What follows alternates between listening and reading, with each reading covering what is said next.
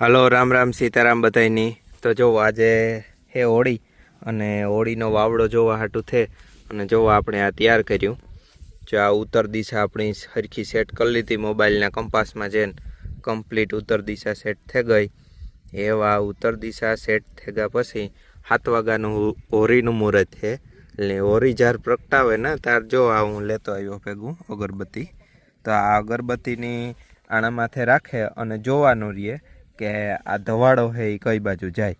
એટલે આ મેં સેટ કરી દીધું હે। હું આણી હલાવતો ને આણીનું રાખે દા આખણે ગોઠવે દા પછી આપણે એનું મુહૂર્ત થાય હોળી પ્રગટાવવાનું। એટલે હું ઓલી હે એ માથે રાખે દે અગરબત્તી વસોવસ જે આપણે ખબર પડે જાય કે કઈ બાજુ વાવડો હે આપણો। અને એ વાવડાને દિશા ઉપરથી આપણે ખબર પડે કે કઈ બાજુ આપણો વરસાદ હે એ કેવો થાય। એટલે જો આ પરફેક્ટ સેટ કરી દીધું ઉત્તર દિશામાં એ 7 વાગ્યાની વાટ જોવા। તો હોળીનું મુહૂર્ત થઈ ગયું હોળી પ્રગટાવવાનું। હોળી પ્રગટાવાઈ ગઈ 7 વાગ્યાનું મુહૂર્ત હતું અમારે આ।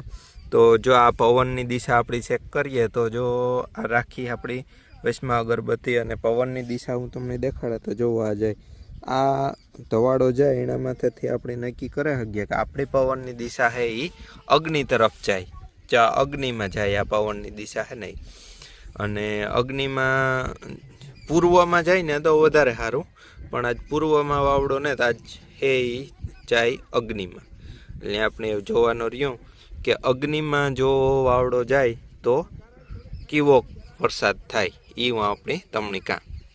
તો જો આ અગ્નિ દિશામાં જ્યારે પવન જાય હોળીનો પવન હોળીની જ્યારે અગ્નિ દિશામાં જાય ત્યારે આખા વર્ષનો વરસાદ છે એ અનિયમિતતાવાળો વરસાદ આપણે કહી શકીએ। અને એની સાથે સાથે અટાણે ઓસ્ટ્રેલિયન વેધરની જે ચેતવણી છે કે સમુદ્રની અંદર અલનીનો એક્ટિવ થયું છે તો અલનીનો એક્ટિવ થવું અને અગ્નિ દિશામાં પવન જોવો બંને એક જ વસ્તુ સૂચવે છે કે આપણે આ વર્ષે વરસાદ છે એ અનિયમિત રહેવાનો છે। અને એની સાથે સાથે જો અલનીનોની અસર છે એ વધતી ગઈ તો વરસાદની અનિયમિતતામાં હજી વધારે પ્રબળ બની શકે અને વરસાદ ક્યારે થાય ક્યારે ના થાય એ કોઈને પણ ખબર ના પડી શકે અને સરેરાશ વરસ છે એ નબળું રહે।